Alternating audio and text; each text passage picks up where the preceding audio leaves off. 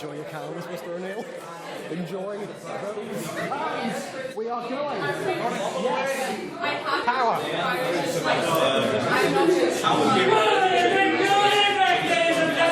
You didn't see this one coming, did you? And welcome to this, the 19th ordinary meeting of the 169th session of the Queen's University of Belfast Literary Scientific Society. There we go. Yes, about time to get this meeting underway, I'd say. Good evening and welcome one and all to this meeting. Very good to see you. It's a very cosy turnout once again. That is always quite a pleasant change. So the motion this evening is this house regrets, no, it's this house believes Big Pharma has done more harm than good. We have... Hasn't? Sorry. Stop confusing me. That's very polite. This works for the stream, I have to. It does work for the stream because I have no idea what's going on. Anyway, the motion is, reading from the back, just so I definitely get it right. This house believes Big Pharma has done more harm than good. Order in the back, order in the back. So, as I was about to say, we have quite the selection of speakers this evening. I am especially pleased to see the return of Miss Christine Fleming, who I never miss an opportunity to embarrass by calling her out.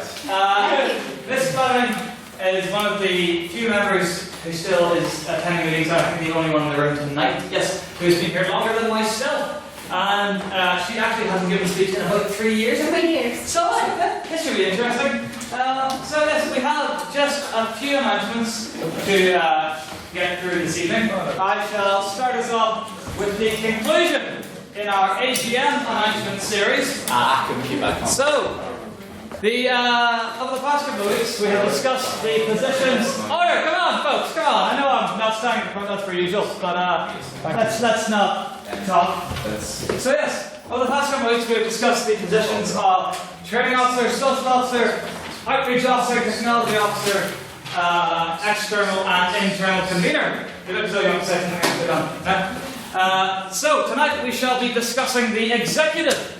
That being the treasurer, the card holder of which is Mr. John MacDonald, who's away, there he is, secretary, pretty done, and president, myself, president. All these other words I can't struggle to say. So yes, quick note about the executive, due to the dreadful rules imposed upon us by our most loathed enemy, the student union. Are you sure about that, sir? Yes, we'll get on that later. Yes, if you want to stand to be a member of the executive next year, you need to be a student at Queen's, and you need to be... Technically, we've had this confusion in the past. Technically, you need to be a student at the time of your election, not necessarily when you're in the post, but no, you do need to be both. So yes, only stand if you're a student at both the time of your election and when you're in the post. With regards to the treasury, you're in charge of money, obviously, acquiring sponsorships, keeping track of what's going in and what's going out, and just pestering companies up and down the land to give us their money. Anything in particular you'd like to add, John? Oh yeah. So dealing with the terrible system that is the top form system. Yes. The finance office is an archaic nightmare that we dread dealing with. It is quite terrible. But don't let that put you off. It's really a wonderful job. Otherwise, we have secretary. Peter Dunn. So secretary is the chief administrative officer of the society. They are in charge of taking the minutes of the weekly debates, the minutes of the council meetings. They are in charge of writing the agendas for the council meetings, yes, and also they're meant to be in charge of the order papers, but I really love the order papers, so I have the order papers this year. Also, emails, they have to write the occasional email to the mailing list. What else? Room bookings, they're going to be in charge of booking the rooms. Mr. Dunn, you'd be a much better explainer of this than I. What else? I think you've given everything just to stand. Just to stand. I'll stand. Just implore people to go. I've had great fun being the secretary and making fun out of Calvin for the past year. Justifiably so. So, yeah, minutes. The secretary is, of course, the second most visible role in the council after myself, as they give the readings of the minutes every week. So I'm sure it's not an issue for you fine debaters, but don't. It's probably not the best to start the role if you're afraid of public speaking, I would say, because that would be quite the challenge. Or maybe if you want to learn. I mean, it's probably reading more than anything, so as long as you can read, I can. I'm that closer. Finally, of course, is the role of president. I don't really know what I do. I do a lot. What do you do? I don't really. I could tell you.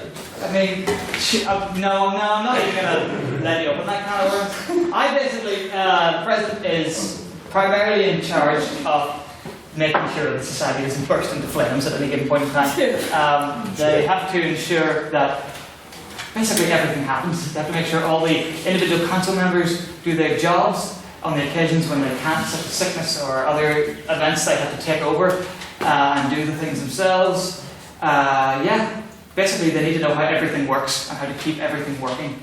You've got to be able to stand in front of the room and keep people at least vaguely entertained, or, as I prefer, mildly confused for an entire evening. You've got to be able to, be a friendly, welcoming face to you miserable people out here. Sorry, did I say that out loud? But yes, there are no rules against standing for the presidency without ever being on council. Some other society committees societies would have a rule in their constitution that says you have to have a year experience. That doesn't exist in ours because it generally isn't required. People who get in always are, the people with the most experience. Certainly, I never served on council, and it worked out reasonably fine. But yes, I said reasonably. I added a qualifier to avoid this exact situation. But here we are. But yes, so it's not really advised that you stand for president if you've never been on council. It's not really advised that you stand for president even if you haven't been on council, but you have been on another society committee, because every society works in a very specific way. And like I said, the president needs to know exactly how the society works and how to keep it working. We have weekly debates, we have weekly council meetings, we have a whole host of other events on every single week, and you've got to know how to do the stuff, basically, to keep it all going. So yes, now that everyone has been officially briefed on all of the positions, it is my pleasure to announce that nominations are now open. To nominate we're going to amend the Constitution in a couple of ways over the next couple of weeks, so I'm just trying to make sure I get this right. What I put up in the post on the Litter Reform in the next few days will be the exact rules, so this may not quite be verbatim or gospel or whatnot, but anyway. Don't nominate yourself, really. You can, and we have in previous years, but it's better if you get someone to nominate you and then you need someone to second you. So you need to be nominated and seconded. You can nominate yourself, but ideally just get someone else to do it. And you can't second yourself. Email info@litterific.org. Again, this will go up, so don't worry, but info@litterific.org. And again, this template will go up. But you say something to the effect of, the nominator's name, do hereby nominate the person.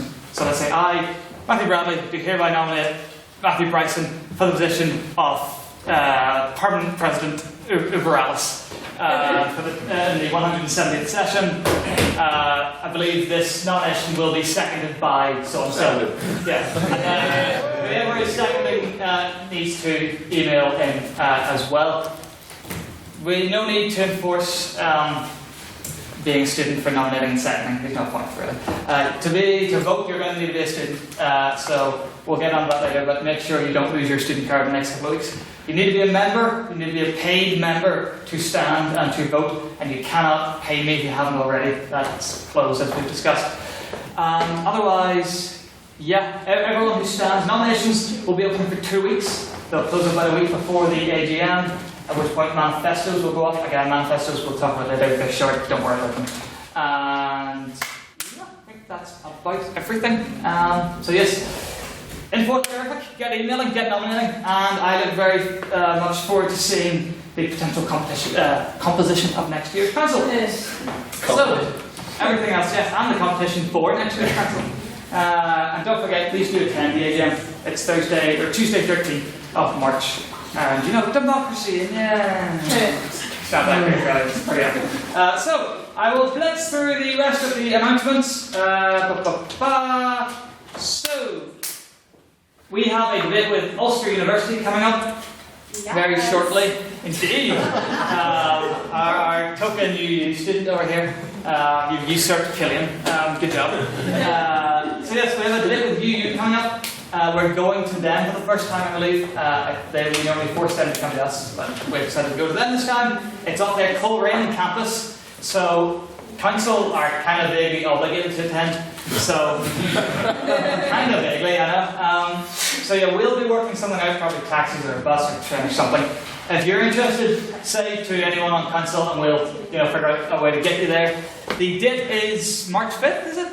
7th? Okay, 5th was another thing that isn't happening anymore. So, March 7th in the afternoon, we have to be there for 2:30, so we'll probably need to leave at what? It takes like 2 hours to get there. 2 hours, so we need to leave at about midday. So yes, the motion is this House rejects open borders. We're on the opposition. It should be very good. The UU debate is normally good fun. So please, if you're interested, come along. Nice little day out. Be good fun. Very importantly indeed, the Dufferin competition is on the horizon. Do we know the exact date for that? Does anyone have a term card handy? Someone can find it, and I'll continue talking. So the Dufferin competition is the sister competition to the Godkin. Godkin is for Best Maiden Speaker, Dufferin is for the Speaker of the Year. It is our most prestigious internal competition and award. There are spaces left on both sides. No one gets told the motion until 15 minutes beforehand, so everybody has a fairly equal shot. March 22nd. March 22nd. Thank you very much, Mr. Doherty. It's the penultimate debate, or it's the last one? It must be the last one, because it's after the conversation. So it's the last It's the debate last one until the actual one. It's the last one before Easter. So yes, the motion only gets at least 15 minutes beforehand, so please just sign up for that. Try your hand. There's spaces left and both propping up, but it doesn't really matter because you don't know the motion. So yes, please just throw your hat in the ring, absolutely, just go for it. Otherwise, Conversazione sign up is now live. Conversazione are now formal. The link is conversazione2018.literature.com. I imagine most people don't really know how to spell conversazione because it's a silly Italian and or Latin word. So it's on the literary firm, it's on the page, we'll republish it. But yes, please do come to the conversazione. It is a great time. We have a bigger room than last time, an even fancier room, and we'll drop the ticket price down for With its own bar. With its own bar. With its own dark wood panelled bar. So yes, it's cheaper than last year, it's going to be bigger than last year. Is this the formal? Yeah. Oh, right. Yes. The conversazione is the formal. It's an old university word for formal. But yes, please come along for that. The menu is on the sign-up form, so you can have a look at the menu there. We should probably just release that. It'd be good for people to glance at. And yeah, there's actually tea and coffee is included in the price this year, unlike last year, and the price is lower than last year, so it's better in just about every way. We don't know where the after party is going to be yet. There'll be a reception in here. And all the times are up on the sign-up form as well. It'll be from about, is it 6 till late, right? It starts at about 5 or 6. So it is a fantastic evening and a great way to cap off the year. Just a quick note, last Thursday evening, it was our birthday and we went back to the Eglantine where we had a charity auction. Some of you may have heard about it on Facebook or heard about it in the previous weeks but couldn't attend. It is my great pleasure to announce that by the not-so-virtuous act of the council selling themselves to the highest bidder, we raised a grand total of £348. Yes. Well done indeed to all those who drove the price up. Looking at you, Mr. Doherty. That all goes towards our selected charity for the year, Shelter NI, or NI Shelter, one way or the other. You might want to learn that. I mean, I give it to Rag and they deal with it, so... Shame. Well, I'm supporting other societies. That's good. But yes, so yes, very good, very good, very good. And 24 hours is a slave out of curiosity. it's going to be in a couple of weeks. I'm a tad busy for the next couple of weeks, but it'll be soon, and you'll all get to laugh at me, and it'll be hilarious, I'm sure. Lots of compromising pictures will be taken, no doubt. What was that? Sure. So finally, Yep. I could have sworn I had more, but Tomorrow. two things. Yes. Big thing tomorrow. Yes. So we are flanked today on both sides by two very special competitions. Yesterday we had our annual schools comp. It took place from about 10 in the morning until about 4 in the afternoon. It was fantastically well attended. It had featured a fantastic final lineup that was all female. It was very, very good to see. The winner was Bethany. I don't remember the names of the winners, but Matthew was the winning team. There we go. And yes, it was very, very good indeed. Fantastic work by Miss Carberry O'Neill and by Miss Vetter. Sadly, Miss Carberry O'Neill isn't here, but I'm going to say posthumously because it's funny. Let's posthumously give Miss Carberry O'Neill a big round of applause.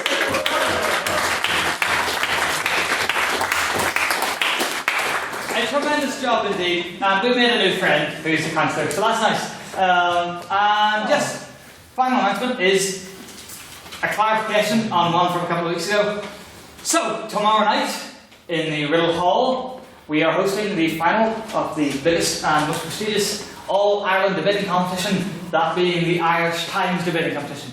It is the combination of weeks of work and whatnot, and it is sure to be a fantastic night. Now, I previously mentioned this a couple of times, including at the Reformation debate, which took place in the Union Theological College. At that time, I was working under information supplied through miscommunication. That's horrifically phrased. But I mentioned that it was not open to the public. That's not quite true. There is a reception and a dinner, which is invite only, and that's for all the newspaper folks and whatnot. But the actual debate itself is open to everyone. It's black tie or as smart as you can arrange with 24 hours notice. Like I said, it's up the Riddle Hall, which is down Strandmillis. I'm sure all you know the Strandmillis Road. Just keep on walking, and you'll get there eventually, or you'll walk into a lake. But yes, it would be fantastic to see as many of you there as possible. It's the last time it was here was 5 years ago. It almost certainly won't be here again for quite a few years. Almost certainly again, whilst we're still at Queen's. And most importantly, Mr. Russell Nairn is speaking in the final.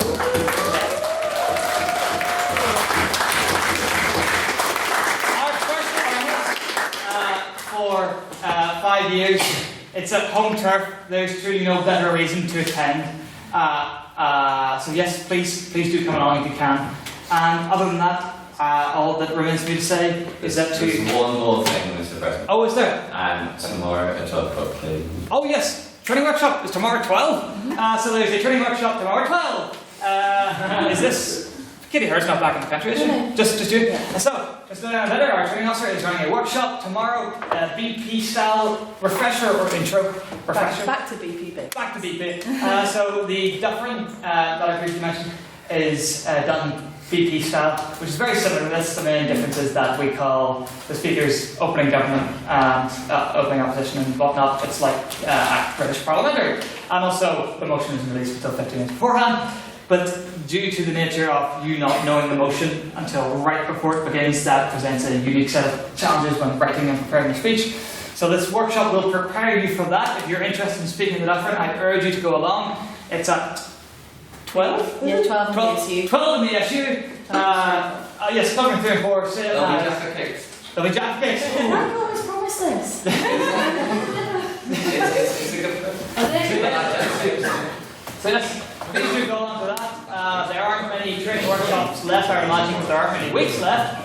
So get the training in while you can. But again, all that remains for me now to say is to welcome to read the minutes of the 18th ordinary meeting our splendiferous secretary, Mr. Peter Dunn.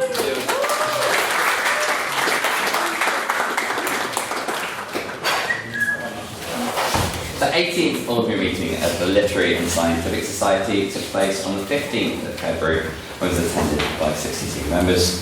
Unfortunately, the President had some bad news to share with the House. The brilliant Reverend Paul Bailey, who guest chaired the blasting debate, had been involved in a car accident the President had been informed and thus be out of action for several months. He therefore extended the motion to the House to extend our sympathies. This was then passed unanimously. The President then brought up a motion to the House to also give its sympathies to the family of Edmund Doherty, as his great uncle had passed away. This was also passed unanimously. The President then opened up the floor for private members' business, which he promised would be shorter than usual, as the meeting had started later than usual to ensure a sufficient amount of birthday cake consumption. Mr. Morgan Hickman, standing on the table, which is obviously an attempt for the Secretary of the Law Society to lord over his poor literaficant, asked the House if it would support a return to direct rule. President Emeritus, Mr. Benjamin Murphy, was the first to comment. He said that he didn't mind particularly, as it leads us one step closer to a united Ireland. Mr. Shea Glasgow said that we're far beyond the stage where direct rule in a conventional sense is anyway acceptable to the Irish people of North. In the most poignant point, I think, of discussion, Honorary Life Member Mr. Kieran Gallagher said we should scrap this from union with the UK, or even any mention of Ireland, but instead we should form an allegiance with Norway. A vote was then taken on the motion, which read 5 in favour, 25 against and 15 abstentions. Mr. Glasgow also brought a motion which proposed that the House should support the UCU strikes. Ellen Duffy said it was difficult due to the loss in tuition fees, but if it meant that pensions of staff were protected, it was worthwhile. Mr. Hickman argued that it was not the place of trade unions to fight in the interests of future staff and employees, but just their own.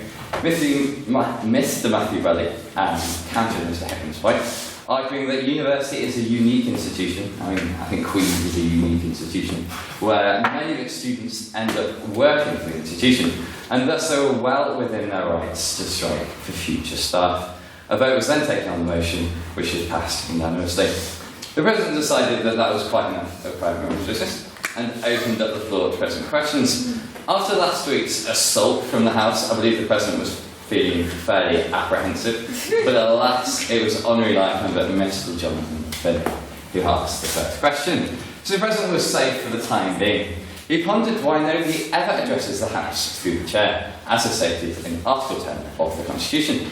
The President responded by saying that he tries so hard, as we all know. And then started commenting on how well dressed Mr. Finney was to try and avoid the question. Mr. John McDonald then asked the President if he'd seen the last season of Geordie Shore. And if he did he see the last episode, which each of the contestants were asked to perform naughty acts on each other in a hot tub? And then, of course, somehow linked this question to Kim Kardashian. I think it's fair to say that none of us in the House can quite imagine our esteemed President lounging on the sofa with the lads, with tins of special brew, watching Geordie Shore. So he stopped up to our treasurer and shouted, "Shame resign," at him in triumph. Here, here. Mr. Edmund Doherty then confirmed that he was the youngest member of the House, and I was kind of hoping you'd have left that out. I was like, you'd probably complain if I didn't, so I thought of it. And only that member, Mr. Leota, asked another Kardashian question. Finally, the President introduced the motion that this House would be in an open relationship and took a vote on prior opinion, which read 9 in favour, 22 against, and 13 abstentions. Opening the case of the proposition was maiden speaker Mr. Robert Clark. He started with a quote saying that one is the loneliest member. So profound, Bobby. He clearly defined the motion, which set out the distinction between an open relationship and a polyamorous relationship. He then professed that he had a girlfriend. I wasn't quite sure if he was looking to be congratulated or not, but there we go. But then proceeded to plunge his relationship into the dark depths of danger. After stating that she might want to have some baguette. A Opening up the opposition, there was another major speaker, Mr. Hamilton, who assured the House that opposition weren't against experimentation, but that sexual experimentation was best banned for a monogamous relationship. He stated that we are an advanced species. Somewhat contextual, considering the makeup of that house, but there we are. In conclusion, he stated that we should encourage solutions for couples to stay faithful, rather than encourage open relationships.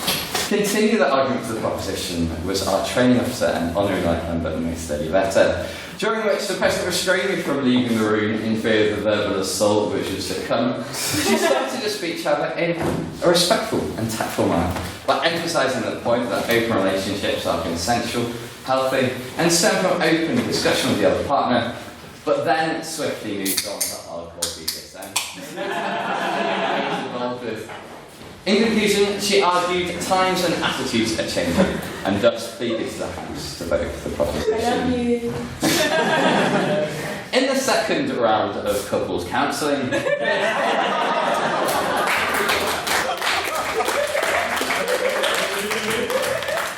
Miss Kara Swale, the suitably annoyed girlfriend of Mr. Don, who was justifiably embarrassed.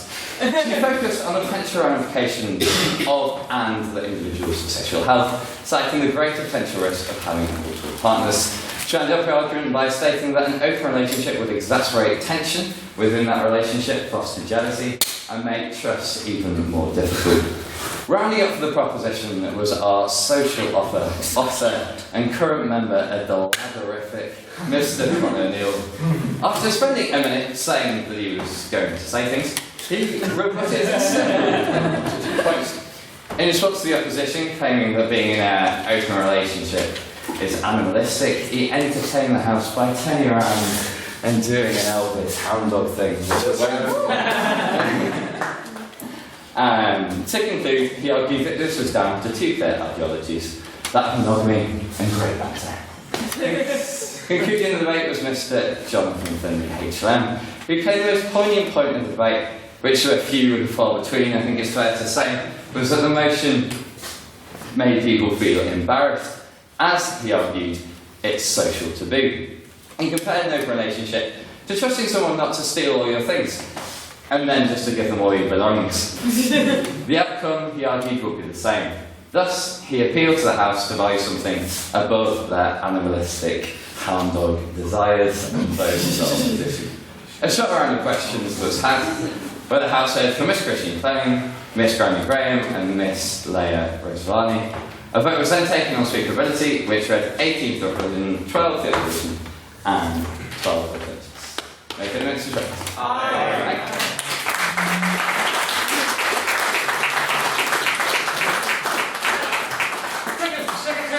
I'd like to point out that whenever you refer to our social officer as being a member of the latter, he shook his head in disagreement. Just moments before, if you've been listening really closely, you might just have heard the sound of a cold can crack. It's not an entire case,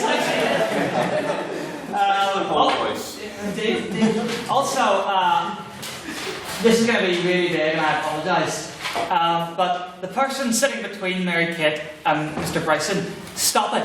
Stop it. I know what you're doing. Stop it. You're going to get me killed. I cannot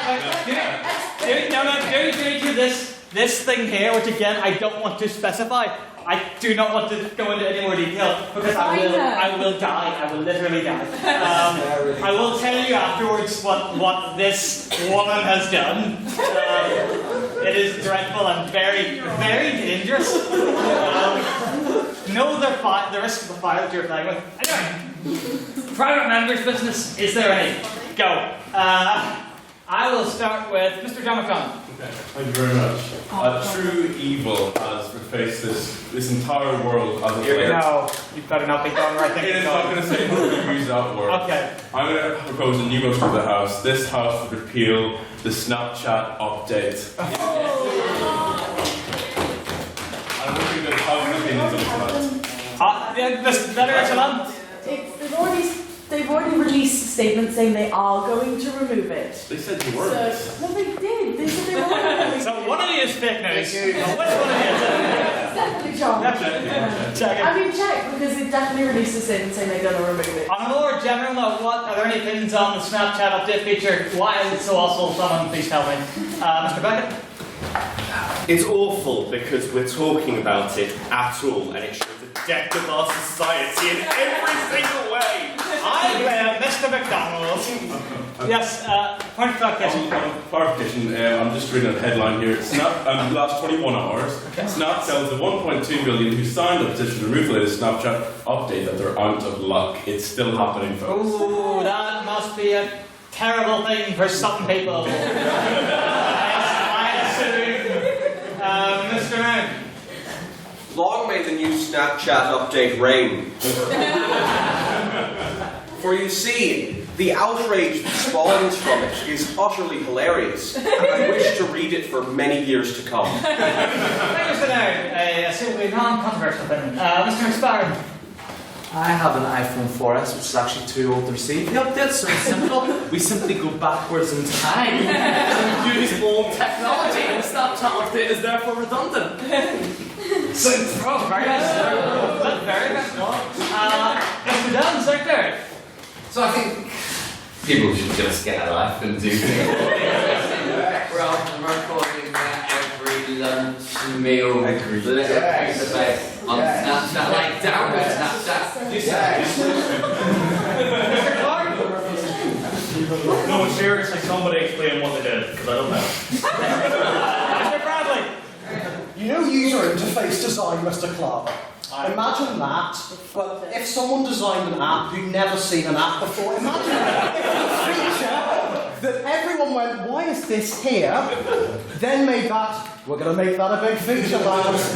Nobody wants Snapchat to be about the crap you decide to click away from on your Facebook. That's what they've done. They've replaced your friends' stories with the capitalism and news networks that are here to brainwash us. And QUBS news stories. And QUBSU. Yeah. So, I am triggered.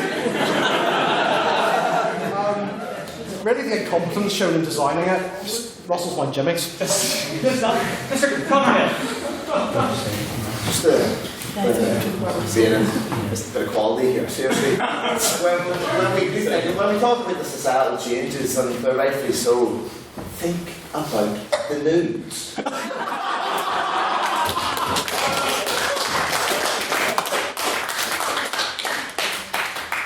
Must not comment. Must not comment. My girlfriend lives in Sweden.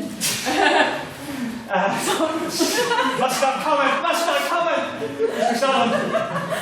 I think a related, but I think much more serious problem. Okay. Okay, I'm prepared for this. Give me something serious. Is like, if anybody hasn't bothered to update any of their apps that are made by Facebook, so WhatsApp, the Facebook app, Facebook Messenger, etc., you might have noticed recently that every time you use them now, a message pops up saying, your app is out of date and will soon stop working. Please update this app, or something to that effect. What this means is that Facebook has, to force you to update this app, programmed in a kill switch into all of their apps, such that if it gets too out of date, they'll make it stop working. So that even if you don't want their update, which don't have change logs, because then they'd have to tell you about all the spyware they're adding. Now, if you don't want those, well, you're out of luck. You have to. Why is this a thing that they're doing? Sounds dreadfully dastardly. I'll take one final point for Mr. Kieran. I think we're all being too harsh on the updates. I agree with Mr. Ned. I believe it keeps us up to date on very important news that I believe everyone in the house will be glad to hear. Yes. Such as the fact that Stormy Jenner, newest member of the Kardashians.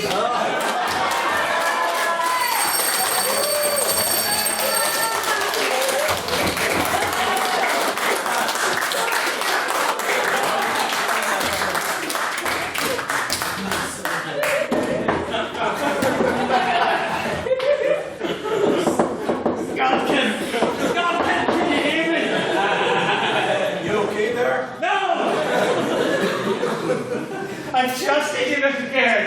Believe in you. You want your bell so you feel a bit happier? I've got my gavel, I'll simply anyway,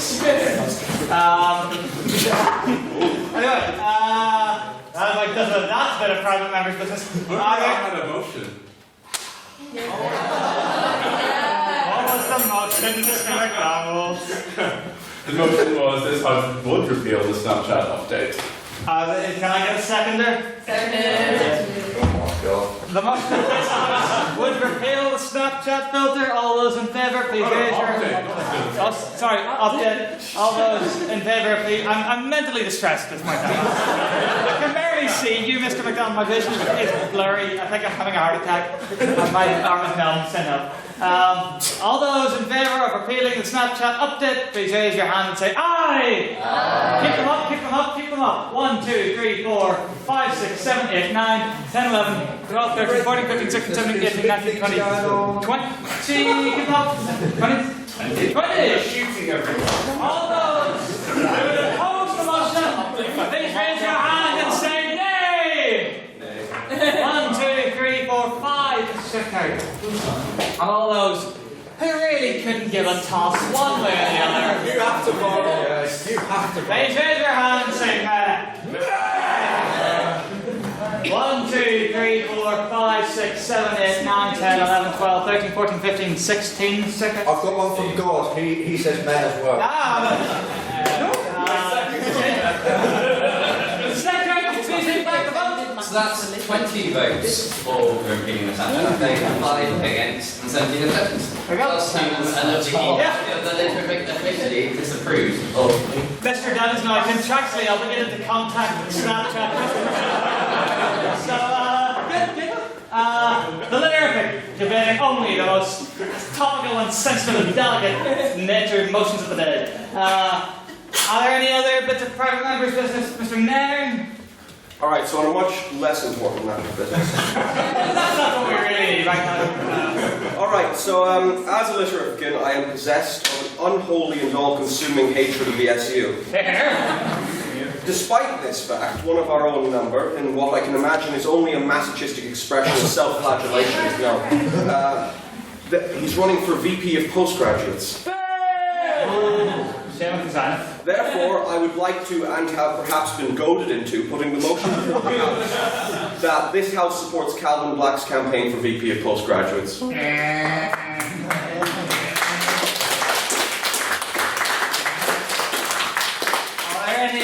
Is there any discussion to be had on this, Mr. Beckett? Do you feel this is the first step forward in a complete ginger domination of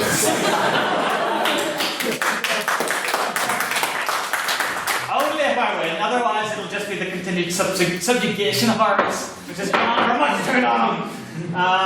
Mr. Doherty? I for one say definitely. Put it away. Put it away. Put it away. Yes, quite right. Mr. Better? Yeah, just ignore this. Okay. So, at the moment, okay. I know the feeling. Do you not believe that in the end we all become this thing we hate? I mean, yes. I mean,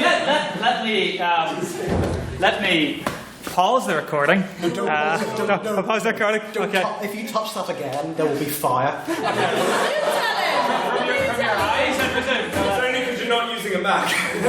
Let me stand in front of the microphone to maybe stop from picking it up. I mean, No, it's closer. You're closer. Stop over there. projecting away. Stand there and face the wall. Anyway. Mr. Black, if you whisper to me and then I can yell it and then you technically didn't say it. Now, the point is that should I win, be under no illusions or misconceptions, my first and foremost loyalty will be to this house. My second loyalty will be to burn the blooming place down.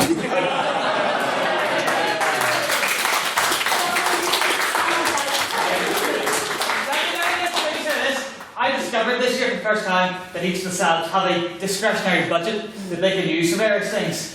Take 3 guesses where I'll be putting all of mine. Also, in a shameless act of self-promotion, seeing as I'm just doing this now, apparently. I'm completely imputing the honour of this role as self. No, that was provided by the union, so no. If I win, first debate of the 170th drinks around me afterwards, so that should be a pretty good incentive. Right. All I was going to say is I think he's a bit of a fruit, really, but he kind of killed it by the fruit cake, I'll take that. Friday? Firstly, thank you for giving me more work editing the recording to cut all of that out. and secondly... Let's be honest, they don't listen, they don't care. And secondly, if you win, can they invalidate your election so I can pretend to be you again? They'll probably find a way. I mean, I don't doubt it. On a minor point of order, Mr. President, I would like to add a second motion to my point, which is replace the SU's motto with "They don't listen, they don't care." But just like big flashing neon letters, "We stuck." But yes, I think that'll. Mr. Mustang. By the way, this will probably constitute precious questions to the evening, so... Have you actually betrayed us, or are you trying to bring the student union down from within? What part of set it on fire? Did you not understand? I mean, again, I have to keep talking out of the corner of my mouth. I thought it was over here set on fire, Jim.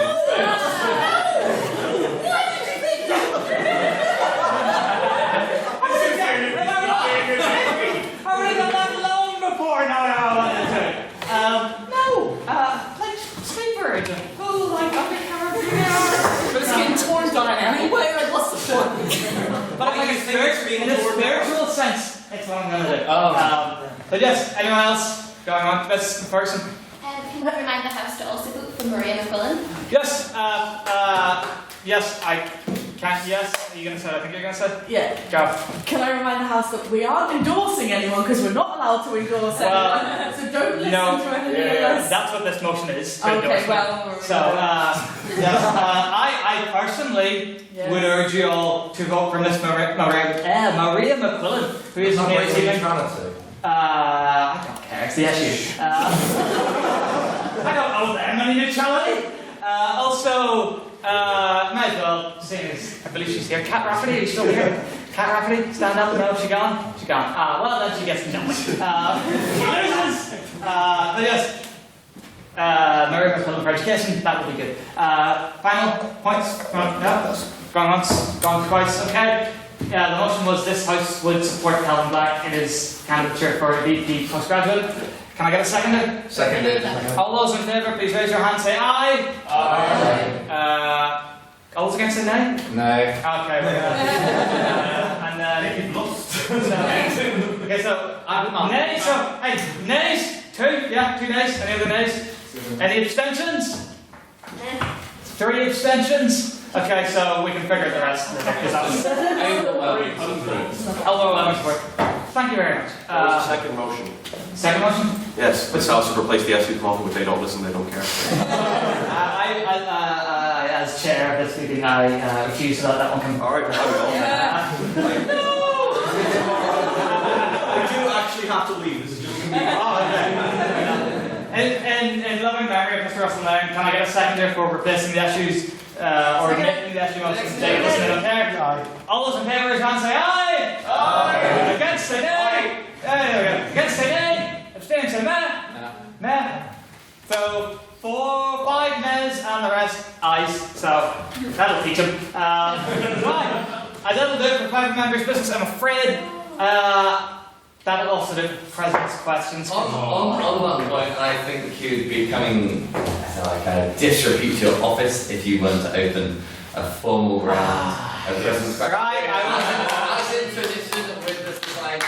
I will take one President's question, and you can bet your bottom dollar that I'm not taking it from them. Mr. Starr. As was discussed earlier, you were running for VP postgraduate. Now, if a Kardashian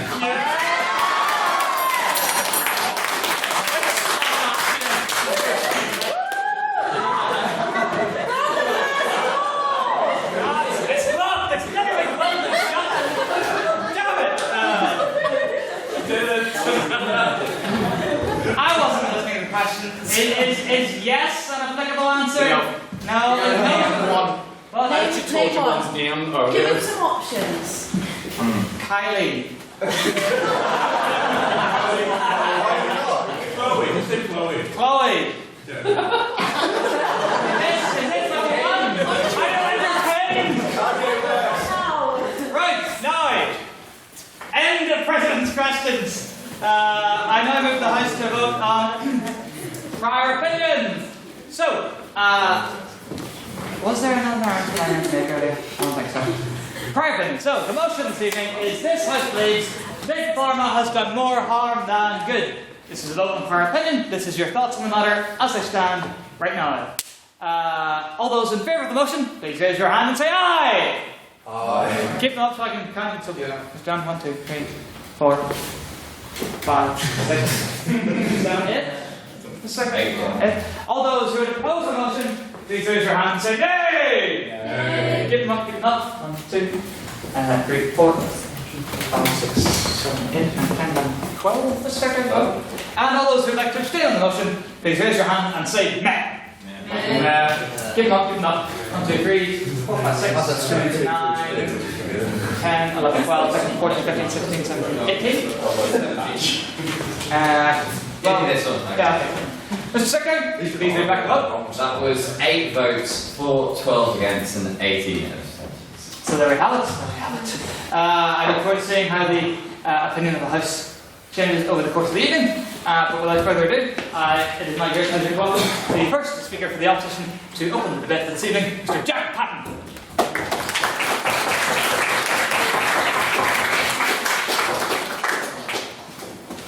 This was slightly more rushed than it should have been, so you may have to forgive me some stuttering. Mr. President, comrades of the House, it's my privilege to open the case for the proposition. I'm going to start by throwing some numbers at you. Then I'm going to discuss 2 examples of negative actions of pharmaceutical companies. But I have to start by giving 2 apologies.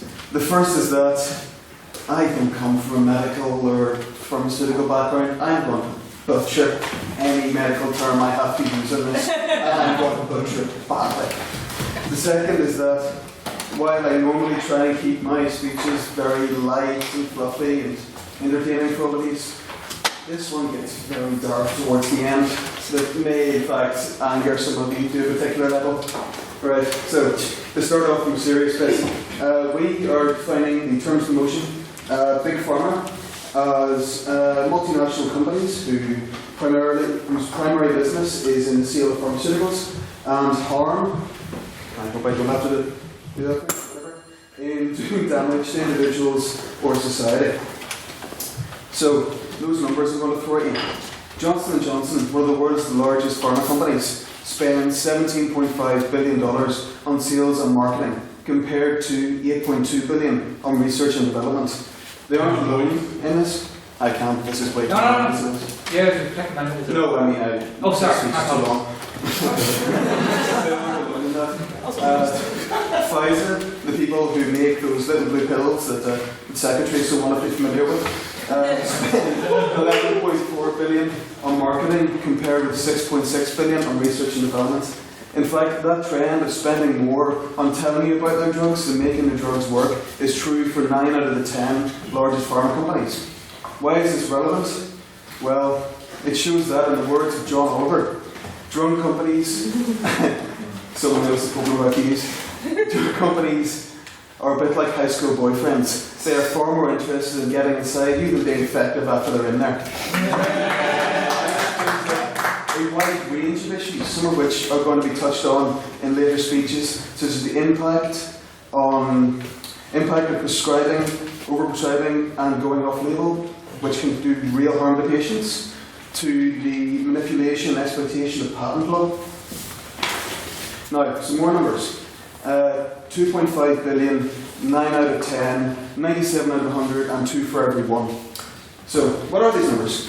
2.5 billion is the amount pharma companies have spent on lobbying Congress. 9 out of 10 is the proportion of members of Congress who have taken money from pharma companies.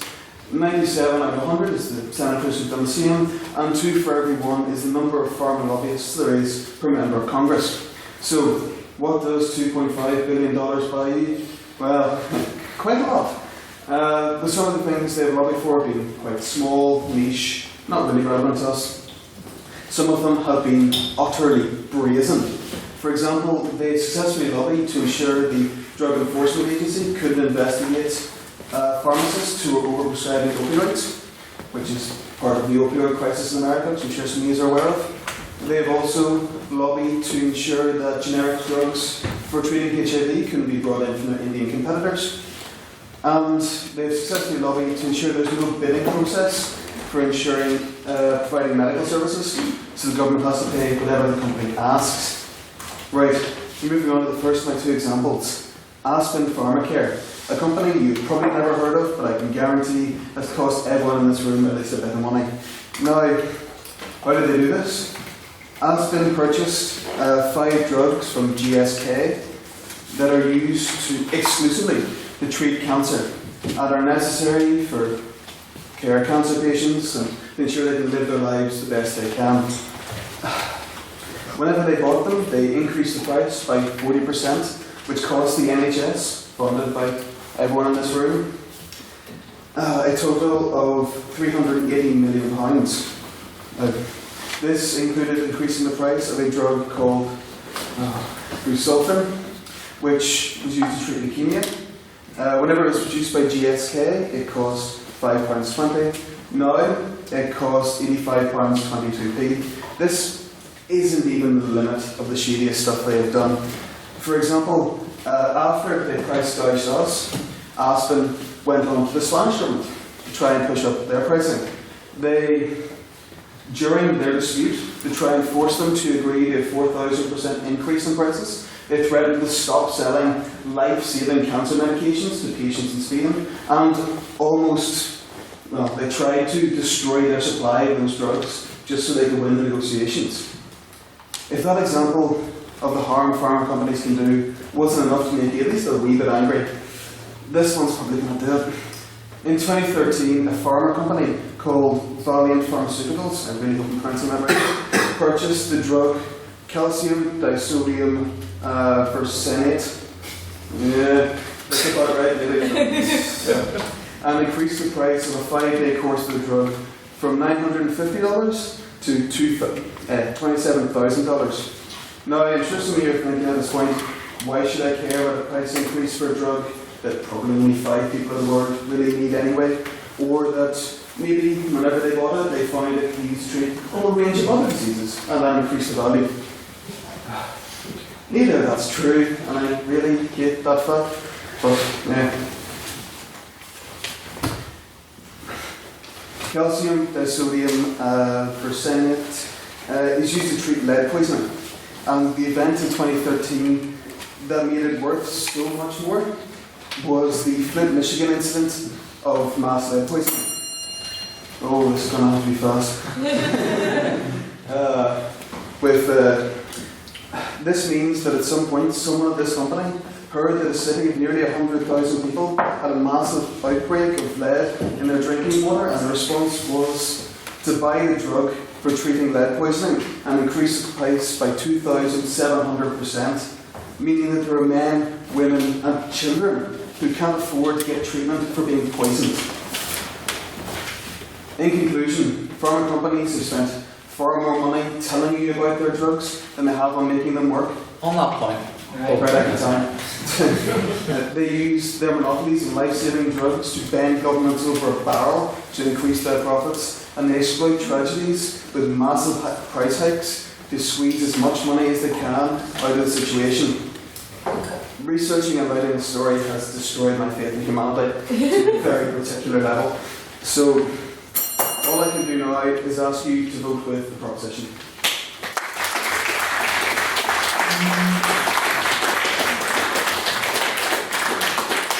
Thank you very much, Mr. Patton. And now to continue the case for the opposition, Ms. Christine Fleming.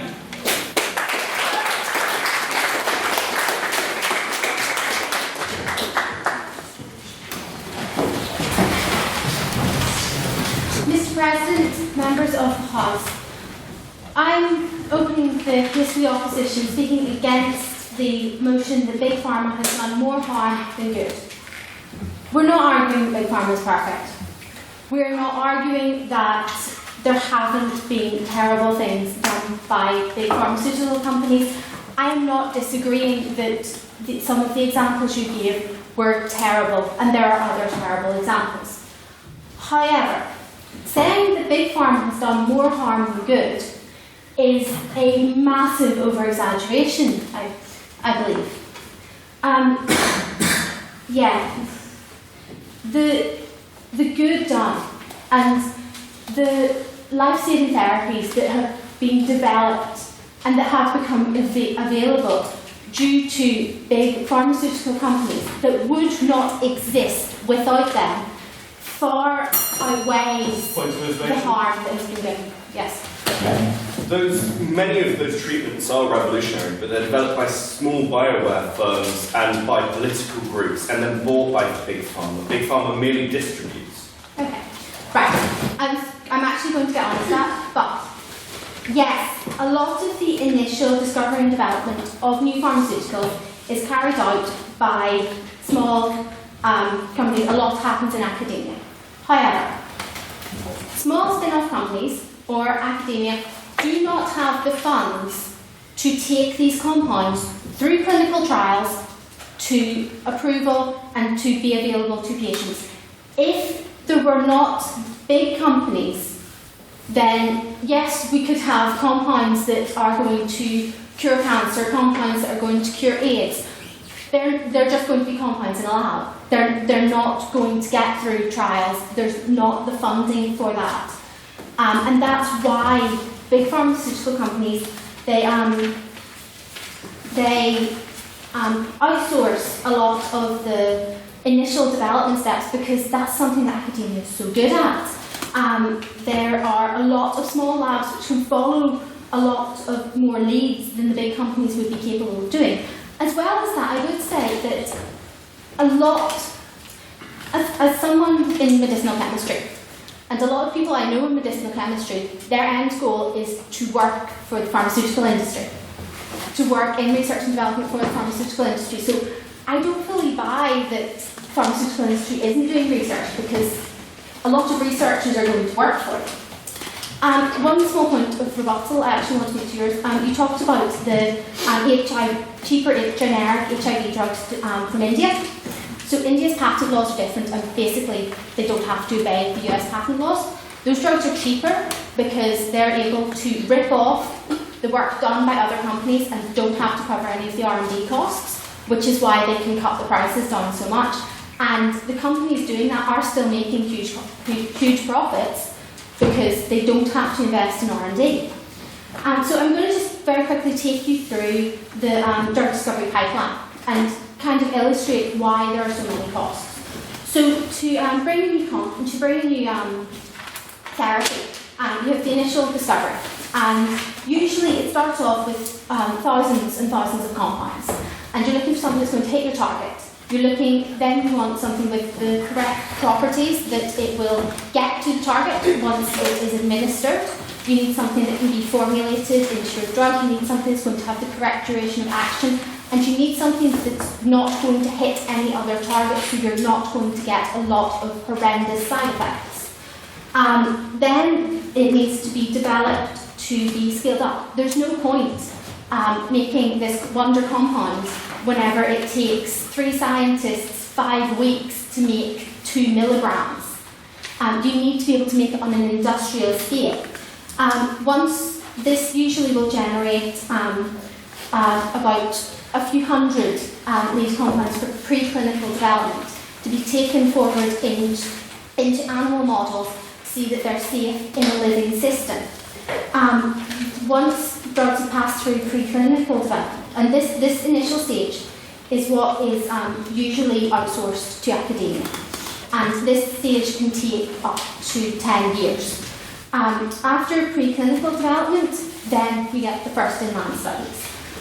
So there are 3 levels of clinical trials that a compound must go through before it will reach be eligible for approval. So phase 1 trials are to see that it is safe for humans, and usually it is between 20 and 80 healthy volunteers will be given the drug in very small and then increasing doses. And these trials, page. So phase 1 trials usually would be costing over $150 million. Phase 2 trials then is starting to give your drug to actual patients, usually in between 200 and 500 patients. Phase 2 trials, usually another 2 years, and a cost of $400 million. Then phase 3 trials, a larger cohort of patients, 1 to 5,000. Again, this would be up to $500 million. The cost to bring a new drug is on average about $2.9 billion. And big pharma companies, they have to cover the cost of that drug, but also 1 in 10 drugs makes it to approval. Less. For every drug that is sold has to also cover the cost of every drug that fails. I very briefly wanted to touch on that there have been issues with the pharmaceutical industry, and a lot of them they have started to try and deal with the issue with clinical trials being doctors. Companies have signed up to publish all trials data. For accessibility, a lot of companies now are looking into tiered royalty systems, so where the price they charge for their drug would depend on the GDP of the country.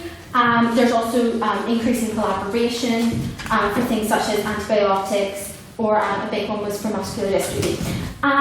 So very quickly to sum up, with our big pharma, we would be relying on whatever your doctor could mix together in his back office. Many more people would die from diseases. We wouldn't have drugs being developed. So I urge you to vote with the opposition.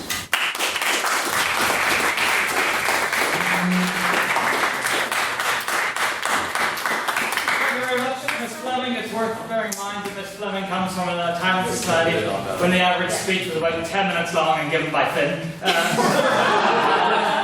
why she went so much over time. I would now like to welcome and apologise as the order papers are incorrect once again. But yes, I'd like to welcome Mr. Ted Pye.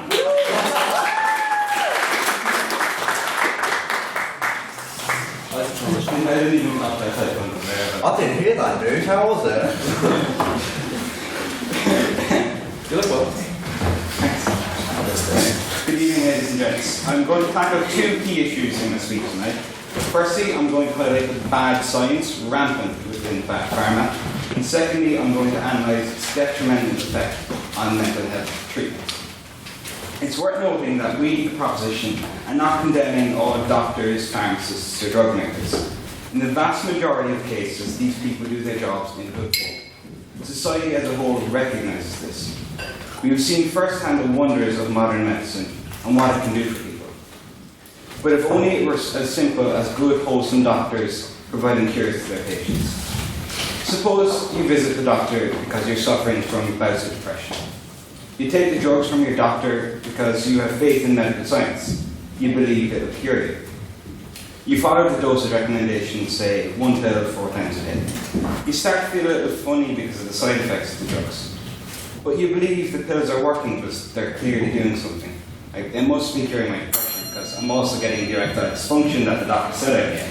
So, well, if your doctor had prescribed you one of the 20 million Prozac prescriptions given out every year in the UK to treat your depression, there was only a minor chance that it was curing you at all. Eli Lilly, the manufacturer of the drug Prozac, has conceded in internal memos that there is only statistical correlation that Prozac alleviates depression. What this means is that a brisk walk, a chat with a friend, or some heroin would have been just as good. Woo! The heroin a little better. There are many cases where big pharma companies have promoted drugs that have turned out to be, at minimum, ineffective and at most deadly to patients. On that point, Yeah.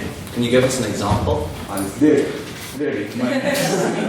Roboxetine, an antidepressant manufactured by Pfizer, is another prime example. 7 trials were done comparing reboxetine to a placebo sugar pill. Of those 7 trials, 1 gave a positive result for reboxetine, and that was published. But of the 6 trials that gave a negative result for reboxetine, they went unpublished, left hidden from the eyes of doctors and patients. Imagine if I flipped a coin 100 times, but withheld 50% of those results. I could make it look like I had a 2-headed coin. But all it would mean is that I was a chancer and you were an idiot for letting me get away with it. The big pharma are the chancers and we are their idiots. Further to this, 3 trials were done comparing reboxetine to other antidepressants, which gave positive results. But yet 3 times as much patient data collected showed reboxetine was worse than other antidepressants. This data, of course, went unpublished. Big Pharma's reasoning for doing this is plain to see, as outlined by First Op. What company will go out of their way after spending hundreds of millions to publish data that shows that their products don't work? This means doctors are left with a biased sample of studies to read. In the entire field of medicine, it is estimated that half of all drug trials are buried. How are doctors able to provide treatments that they know will work for the patients if they're only ever given half of the story, the good half? So not only are Big Pharma trying to make it look like drugs are effective when the data suggests they're not, they're also willing to get doctors to stop using drugs that work for their own ineffective drugs. People fighting depression will do anything to alleviate their illnesses. This is where Big Pharma does its biggest harm. It capitalizes on the pain of these vulnerable people for profit.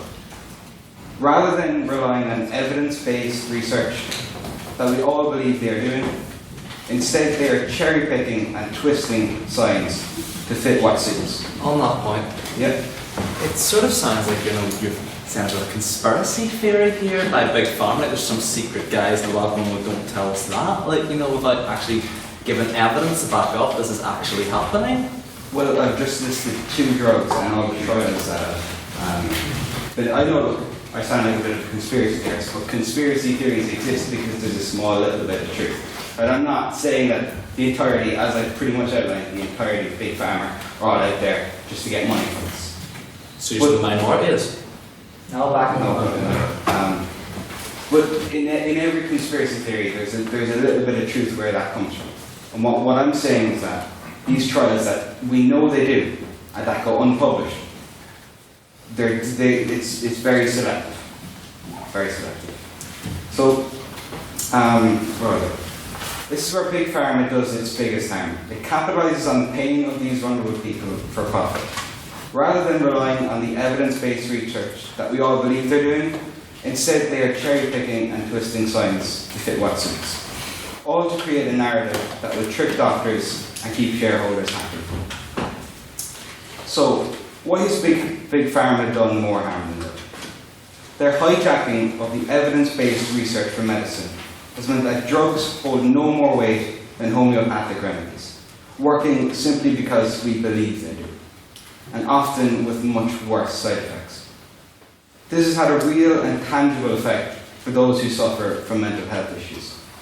The mass overprescription of drugs that only maybe work, but do come with severe side effects, is surely a contributor to the mental health epidemic we see in society today. I don't think we'll ever be able to truly measure the magnitude of their abuse of the system, given that we only have half of the story. But I can only imagine as Big Pharma has dug its claws into all corners of medicine, that it is more than just mental health sufferers that have unknowingly been harmed. So I beg you to propose the motion.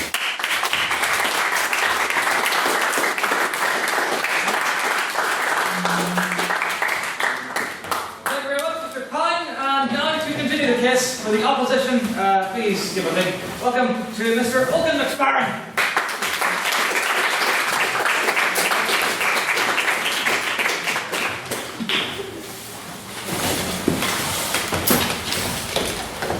Mr. President, Mr. Speaker, members of the proposition, fellow members of the opposition, members of the House. Got that right. I am not here to argue that the big pharmaceutical companies are some saints, that they do not have the interest of profit. But to say that they have done more harm than good is simply wrong. It is a preposterous notion which I will be going against. Now, I want to refute a couple of the claims made by the members of the proposition before I continue. There is this idea that Big Pharma does not want to give cures, does not want to help out people. However, in 2013, the US Food and Drug Administration approved a cure for hepatitis C developed by Gilead Sciences, a big US company which had a similar drug which could have simply controlled hepatitis. As well as that, Marex and Glaxo both developed a HPV vaccine, which was again FDA approval. HPV is responsible for 20% of cancers.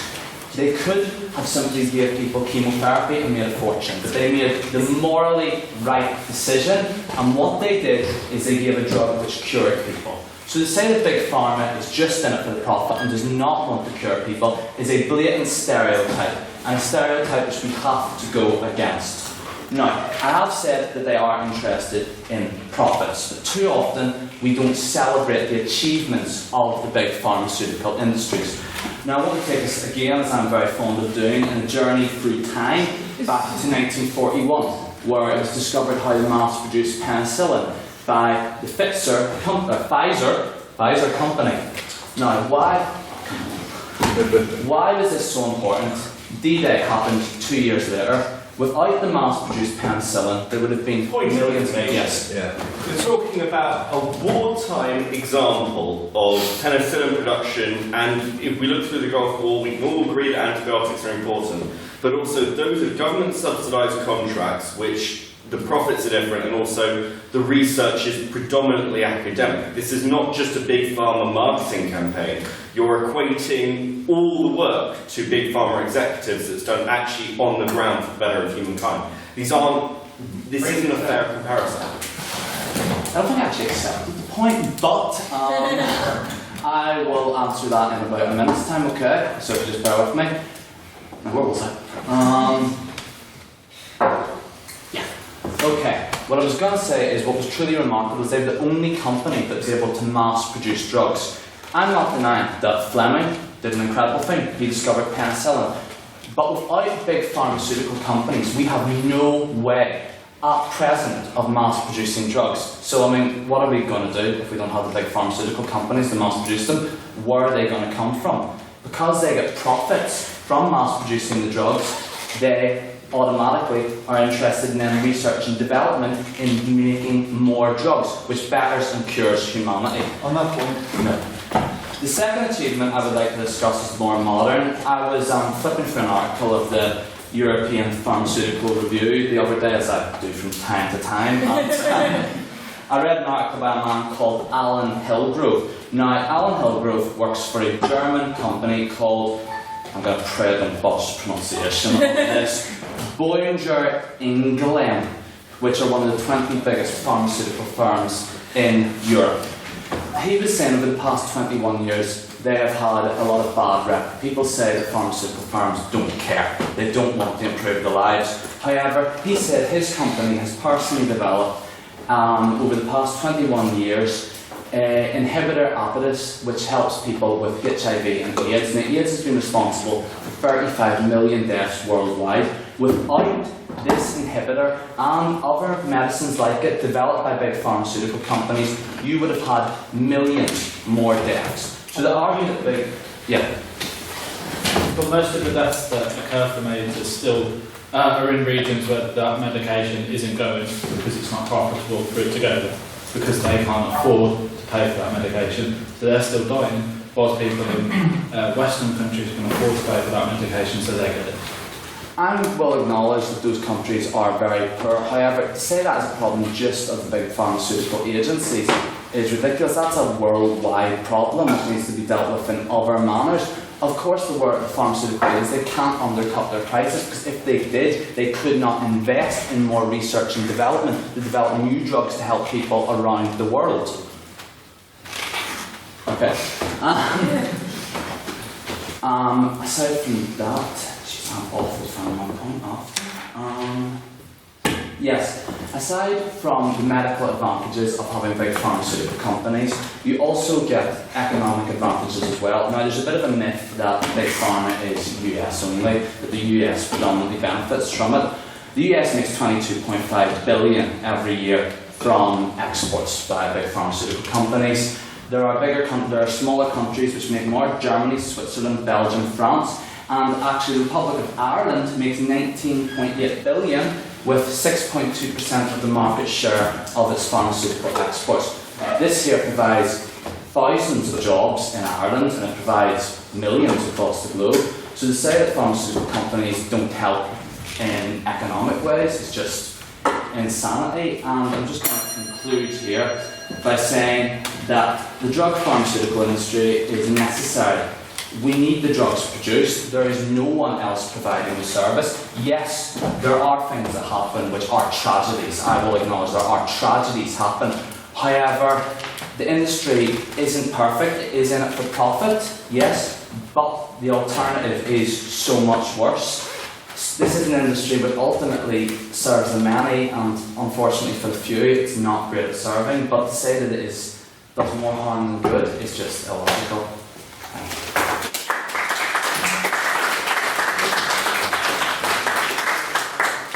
Thank you very much, Mr. McSparren. And just before this next speaker gives his speech, Little puts to bed a crumpled, very suspicious-looking piece of paper was thrust into my hand. It had what appeared to be a Shutterstock logo at the bottom, and yet it also appeared to be a PhD conferring the title of Doctor to our next speaker. So I very skeptically welcome Dr. James Beckett.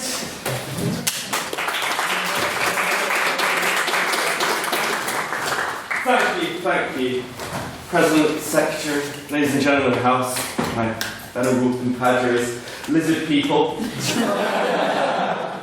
I have here in my hand my doctorate in nuclear engineering, which shows what happens when you ask your Chinese housemate to get you a medical degree at 6:15 in the evening. So, to begin with, I would like to deal with, obviously, the points that have been made tonight, which are great, venerable points, but I should point out that the opposition have a very unfair advantage because they have been drugging our water for years, and it's very hard for us to make up our own minds. But let's take the first point from the proposition itself, the financial cost of these clinical drugs. What do they cost? Well, we're dealing with a pensions dispute right now. And every single financial ombudsman that has looked at university costs has said that universities can afford to pay pensions. If you're in the humanities, you know that your degree money is funding the sciences. We have the money for this. We put in thousands of pounds as students for the monies of this. The same is true in America. Big Pharma comes along and buys up cheap research. It's not real, it's a dream. And they want to sell on for profit what is made by individuals, excellent individuals. And another example of this is Addy, when we talk about bad science. Addy is the female Viagra. It was made by a small biotech firm, and then it was bought up by a large biotech company. On that point, how was that drug going to be distributed if it wasn't bought up by Big Pharma? Was that little company just going to distribute it nationwide overnight? Well, the thing is, it shouldn't be, because Addy was tested on 80 people, and as a female Viagra drug, it was tested on 75 men and 5 women. Of those 5 women, they experienced blackouts. And while trying to sell it, it turned out that if you drank alcohol, this sexual experimentation drug functions as a date rape drug. Big Pharma still wanted to sell it because of course they did, because it's profit. That's all they care about. On that point? Yes? Yeah, you're still responding. No, I think it's something I need to point on this. Go ahead. Okay, what's the difference between that and, say, Tesco sending you cake, which is clearly not healthy for you, and yet we still bought it in droves last week? I completely agree that the difference is cake doesn't lead to, rent.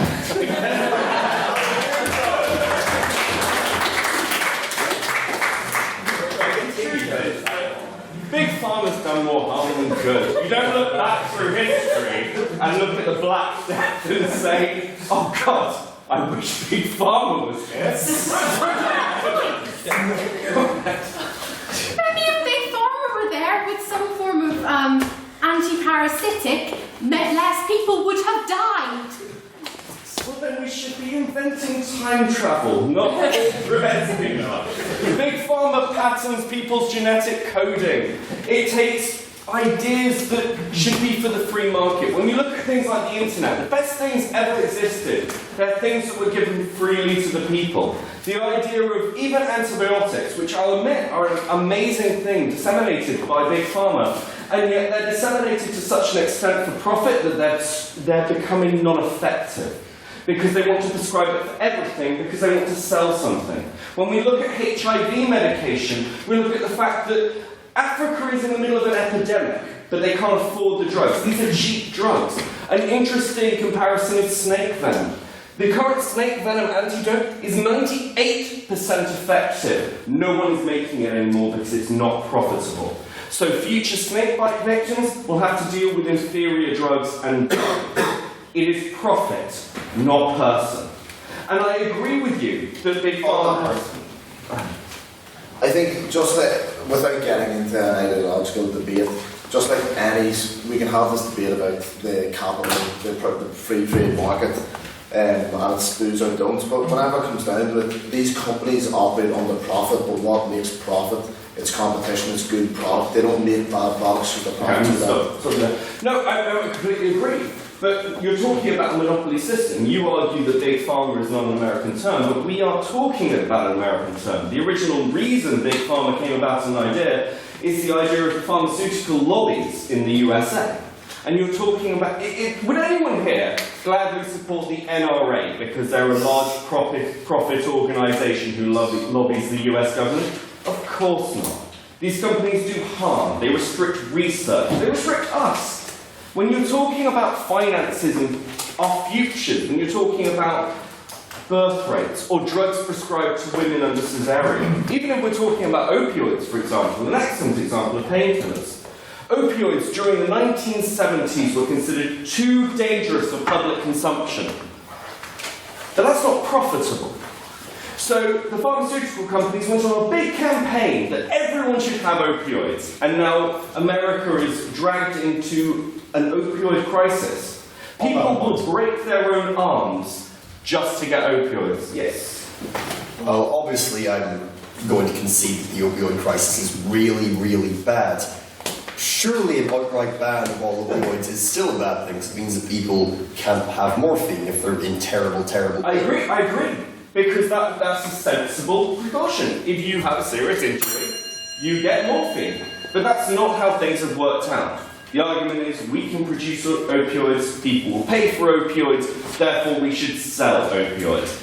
This is the ideology of the drug dealer you see on the corner, except the drug dealer knows you and has some form of ethics.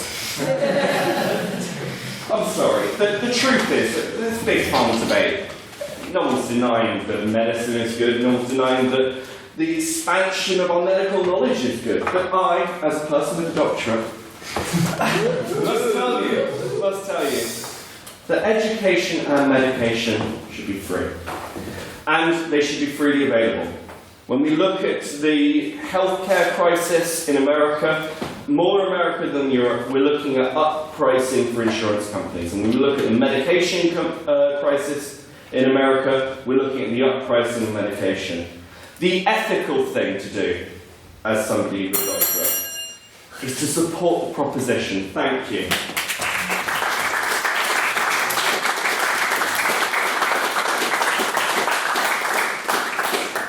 Thank you very much, Dr. Beckett. And now, to close the case of the opposition and indeed the debate, please give a warm welcome to Mr. Evan Doherty.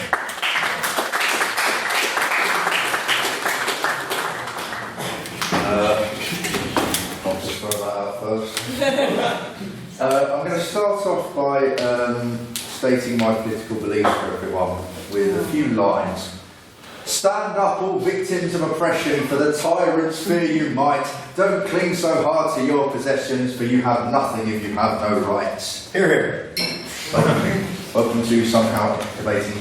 Welcome to socialism, saying that capitalism is good. Why am I on this side? Now, the first prop said about using a scalpel approach.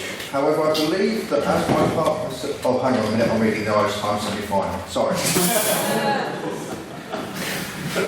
Now, the first prop in this debate, Mr. President, Mr. Secretary, all speakers, House, Madge, as we like to call them. Sorry, I went back over there. First prop, what did first prop say? First prop spoke about marketing. He spoke about Johnson & Johnson. Am I right in saying that's a terrible name for a company? You know, what's their name? Dun and Black. There's a better name immediately. Feel free to begin your speech at any time,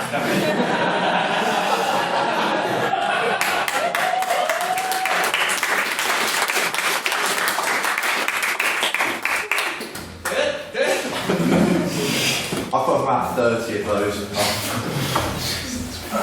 Anyway, he spoke about the marketing of Johnson and Pfizer. Point of information.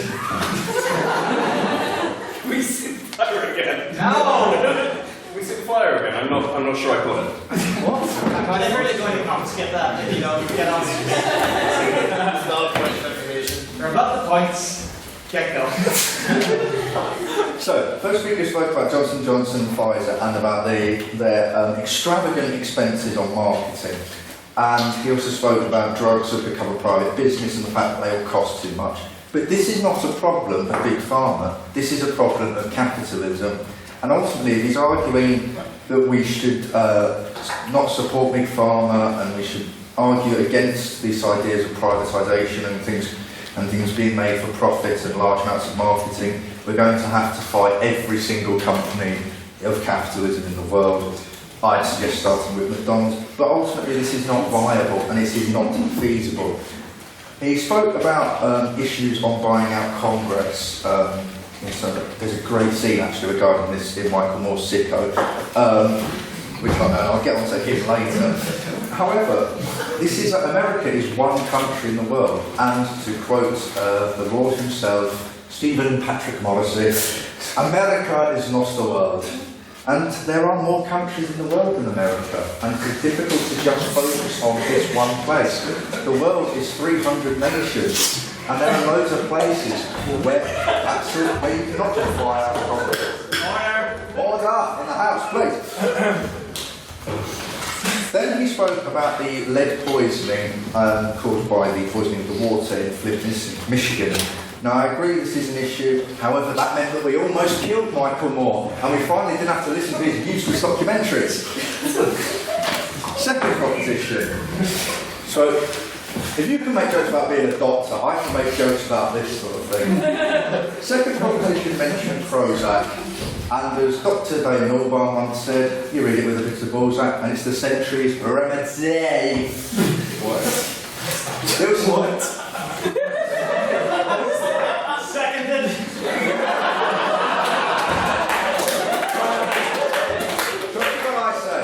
I have an essay due tomorrow, and I'm hardly thinking about this right now. I'm thinking more. We can tell. Just quit, guys.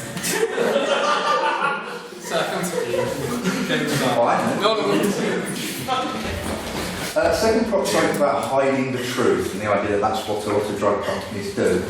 However, going back to the earlier point, what company in the world does not hide the truth? If we're going to change the hiding of the truth in Big Pharma, we're going to have to prevent the hiding of the truth in every company. On that point. Yes, Mr. Sullivan, go on. Give me some time. What your speech seems to be saying, your main point, seems to be all the other companies are really bad. So that means Big Pharma's badness isn't actually bad? No. Surely every other company being evil is not mutually exclusive with Big Pharma being evil. What I'm saying is that every company is evil, effectively, but and that also leads to the second point about capitalising on vulnerable people. Can you tell that this is kind of like someone sort of waking up naked in their maths exam? What the hell is going on? Doesn't work, mate, doesn't it? On on that point. It's not embarrassing, but I mean, can we really care? The second prop also spoke about hijacking research. America's first prop used a John Oliver quote. I'll use a John Oliver quote. In which, on about McDonald's and about one of the guys from Mythbusters going to McDonald's, blah, blah, blah, he said, "So, are you being paid by the company that you are conducting an independent investigation to conduct that independent investigation?" The idea of hijacking research is completely untrue. I completely ran out of time. Maybe I should just spend all this time making stuff up. Let's just talk about the own points and watch me speed run this. Okay, as was said by the first opposition, Big Pharma is definitely not perfect. However, this motion is clearly a massive over-exaggeration of what is actually true. As was said, there is very much a danger of untested and unlicensed drugs. This can be very much linked to the E-generation of the sort of late 80s and early 90s in the UK, in which several young people died because of the danger of unlicensed and not tested drugs that weren't tested properly. Also, the only real sustainable way to have the funding to make as many new drugs as possible is through business. And ultimately, no, that's another point, that's a rubbish point, that's a rubbish point as well. The only way to make pharmaceutical production on industrial scale is through Big Pharma. There's a myth of not wanting to help. And let's be honest, hepatitis is a very dangerous drug.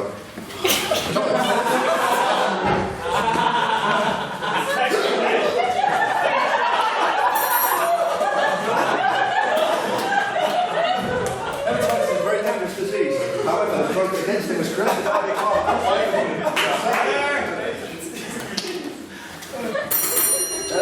I've got nothing else to say. Can I tell the story of Thank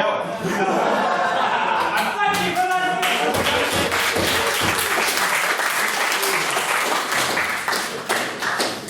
Just as I use the air quotes at the end of Mr. Beckett's speech, I would like to thank Mr. Doherty for that speech.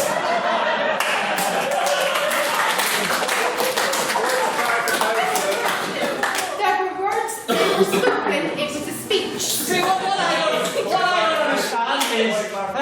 don't understand is right at the end there, it sounded like you had something resembling a speech. Why did you give that?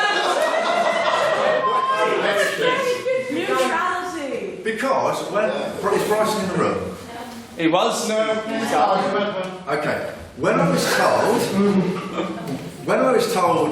asked by Bryson to speak, I thought I was going to be on their side, and basically, I don't really know why this side exists.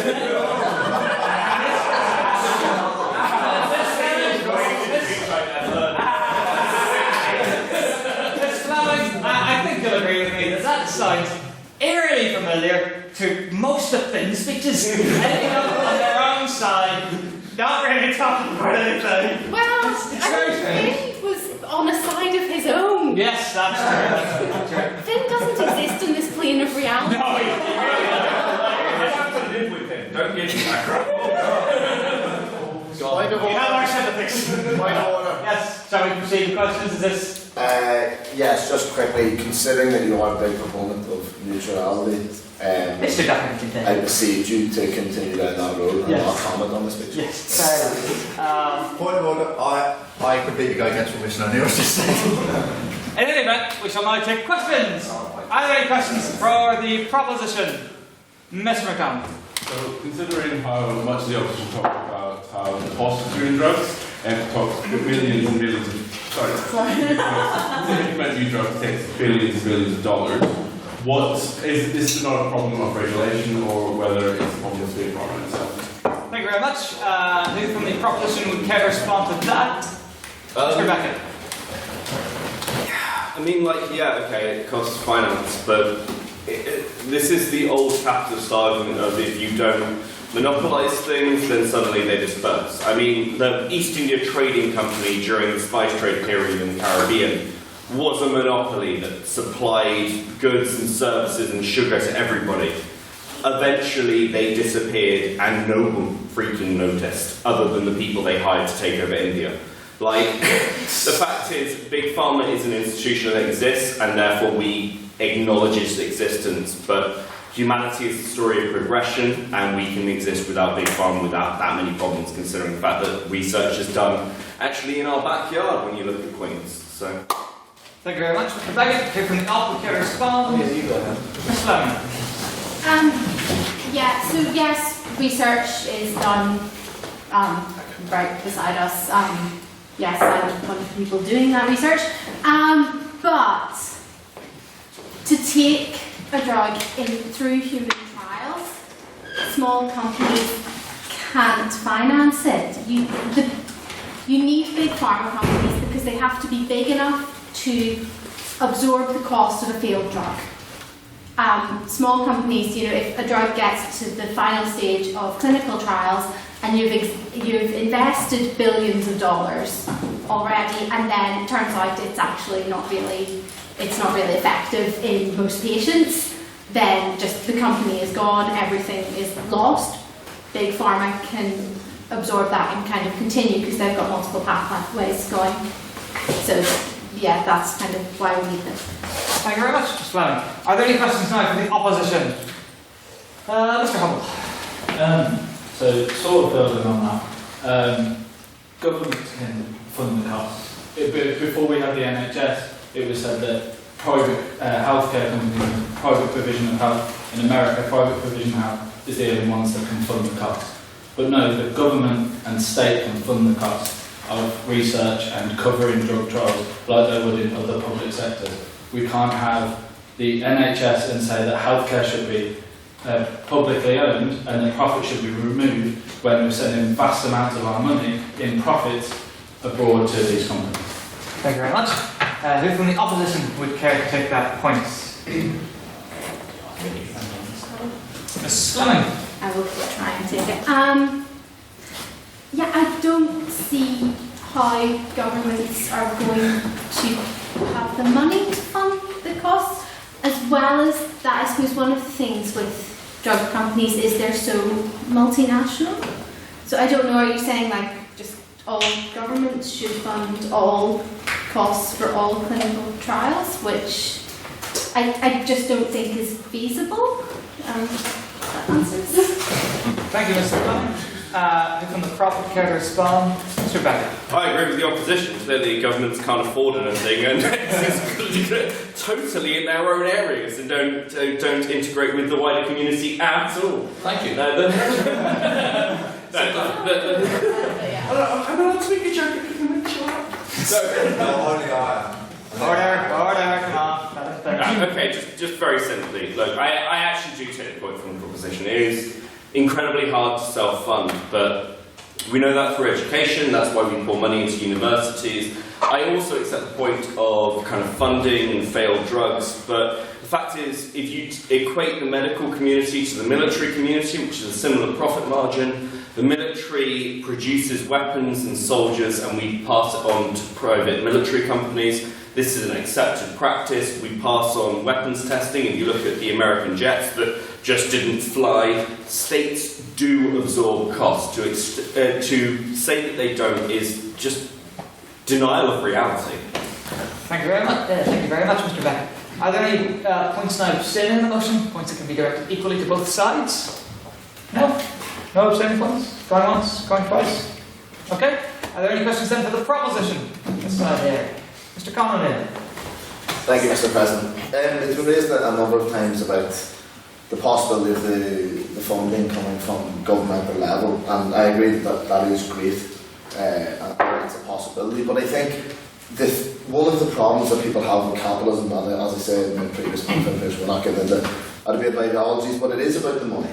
And money talks. And if we talk about Queen's specifically being a research-based university, at the minute you're talking about strikes because the government has refused to pay these people who are now in these research teams, and their research is being affected by government top down. This doesn't happen in these private sectors because it's profit driven and there aren't these factors, which is why it's so efficient. And so I would like to propose that point against your speech. Thank you very much, Mr. O'Neill. Who from the front is going to respond? Mr. Jack Patton. To the exception of technical, UCD are on strike not because of the government, but because the university administration are cutting funding for them. Ignoring that. Government is the best alternative to Big Pharma. Yes, there are significant issues which will have to be addressed if that ever goes forward, but the point put forward by the opposition that the only alternative to Big Pharma is Small Pharma isn't really valid at this point. Yes, you've made that several times. You look shocked at this point. I have words to that. Oh yeah, fair one. Yeah, only mostly we'll see. Government is the best alternative, at least from my point of view. Yeah, because government will always fund research, hopefully, in the best interest of people, whereas pharmaceutical companies will fund research in the best interest of profit. There is more money in a little blue pill that helps the secretary than there will be. Than there is in treating malaria, because only poor people get malaria. Yeah. Thank you very much, Mr. Patton. My question is, how do you know that the secretary takes that blue pill? Yeah, how do you know? Last week's speeches. Anybody from the opposition prepared to respond? Mr. McSparrow. Oh, no, not Mr. McSparrow. Right. Yes, Mr. McSparrow. Okay, well, thank you for your question, but, you know, you're automatically assuming here that government conducts research just for the sake of research. You know, no research is conducted without a certain degree of profit being involved inside of it. You know, the idea of profit, and that is where Big Pharma has the advantage. You know, it conducts research, it makes profit, and then its profit, it funds back into more research and making more profit. It's a sort of loop that Big Pharma is in, which ultimately leads to more cures being developed. So without it, I mean, you're suggesting government as an alternative, yet governments have shown absolutely no desire whatsoever so far to look for an alternative. So, like, you cannot actually suggest a feasible alternative to Big Pharma. So if we just get rid of Big Pharma, you will have far more harm than good done. Thank you very much, Mr. McSparrow. Are there any questions now for the opposition? No questions for the opposition? This will be a very short round of questions indeed. For once. Oh, arguments were that good, isn't it? No, so that good. Going once, going twice. No questions for the opposition. Fair enough. One final question then. Do we have any abstaining points? No? Someone just... Would anybody like to make a final question? Mike, say something you don't care about, but please ask us a question. Can we be sarcastic? Yeah. Yes. So yeah, one question. Is it going to be sarcastic? Yeah. Why not? Let's see how this goes. So, question for the doctor.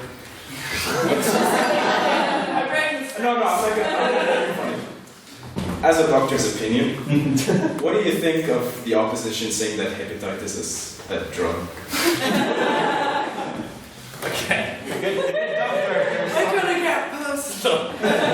Okay, so, You're not a bad doctor, are you? no, I'm not. So, Mike, okay, so, we have order, we have fucking time, it's fine. And I'll bring a bottle of water. I didn't even catch that, but fair enough. I wasn't sure you said it. Okay, so the reason I got my undergrad degree was because my mother had hepatitis C. I had to go and care for her, so I had to leave my job and everything else. Through not pharmaceutical companies, but actually through the NHS bargaining, through the fact that we can control our own systems, and through small research groups, her hepatitis was cured. It's incredibly important. Like, it really does. It really makes a difference to people's lives. Big Pharma wants to rise that price. Like in the US, it's $80,000 for the treatment my mother received. In the UK, it's $15,000 on the NHS. So expensive, but you can see the markdown versus the markup. Big Pharma does harm. If I was in the US and at the at the disposal of Big Pharma, my mother would be dead today. And I don't say that lightly, I mean it. I owe everything to the NHS. Big Pharma does more harm than good. It would see people dead, it would see people without cancer medication, it would see people in Africa without AIDS medication. That is the research out there. And when we look at these capitalist arguments, it's because we can see the end of the world before we can see the end of capitalism. That is simply not true. And while I am not a socialist at all, there is a future in socialism, and that's how we should progress as a society, together, as people and as humans. And that is the best anti-Big Pharma argument I can think of.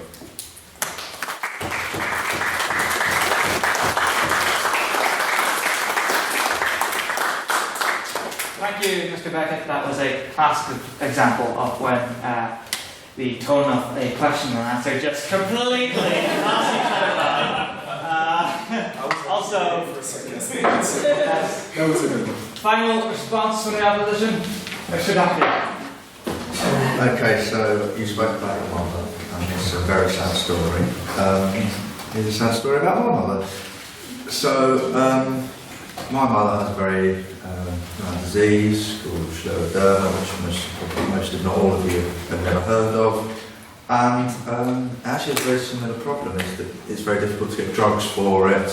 And the main issue is actually the fact that there isn't enough funding in the NHS for this disease, that there are drugs readily available. This means that my mum actually has to rely on big pharmaceutical companies in order to get her drugs imported from America so that she can keep alive and continue to stay alive. So therefore, I think the idea that we need some sort of socialist revolution is complete nonsense, and we're forced to sing the Internationale once more.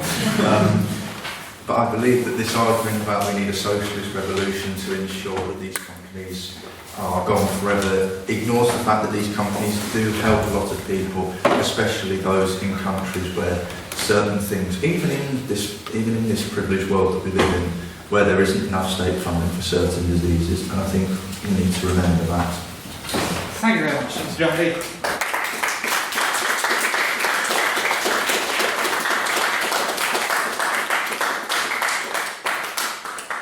Thus ends the debate. Thank you very much to our speakers on each side, and thank you very much to the floor. This is the point of the evening when you wrestle about for your membership cards. So just to remind you, the Irish Times finals tomorrow evening in the Riddle Hall of Stramillis. Please do come along. So the debate starts at 7. It's likely to be, if not well over capacity, quite safely. So if you want to ensure a seat, it'd be a good idea to get there about 7 at the latest. Again, if you don't know where the Riddle Hall is, you can just Google it. It's RIDDEL Hall. And so yes, you can find the location for anything. Like I said, just at the end of Stramillis Road, or whatever the exact road name is. Pardon? The vote. Yes. Have we all got our cards? Good. Right. This is a vote on speakerability. If you believe that the proposition spoke best this evening, please raise your hand and say aye. Aye. Keep them up, keep them up, keep them up. 1, 2, 3, 4, 5, 6, 7, 8, 9, 10, 11, 12, 13, 14, 15, 16, 17, 18, 19, 20, 24? 23. Let's go 23. All those who believe that the opposition spoke best this evening, please raise your hand and say nay. Nay! Can I go first to make it? No, that's me. No, just go for it. Count 2. Did you get 2? It's okay. You got it. The Queen voted no. I saw it. It's like disapproving it. And all those who believe both sides spoke equally well, equally terribly, or wish to express no opinion on the matter whatsoever, please raise your hand and say it loud, say it proud, say meh! Or don't, or whisper it quietly. I count 3, Mr. Secretary. Mr. Secretary, please read back the vote. Mr. President, that was 20 votes for the proposition, 2 for the opposition. There we go, the proposition has it, the proposition has it!